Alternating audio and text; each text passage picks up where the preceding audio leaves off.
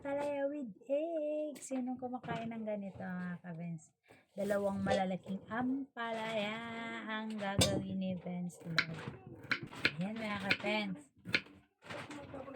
Sarap to pag hindi siya gaano. Itlog lang mga ka-Benz Love ang ilalagay natin.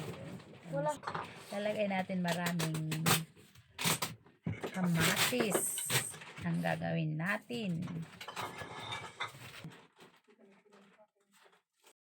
Mga ka-Benz, maraming kamatis ang ilalagay natin. Tanggalin natin yung buto mga ka-Benz Love ko.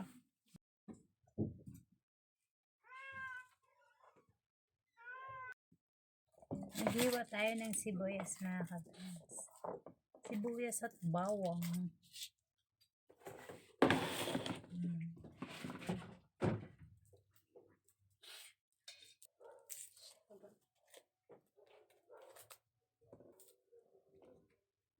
Mga ka-Benz Love, ang mura ng sibuyas o 1 kilo. 50 pesos. Friends, naiwa ko na.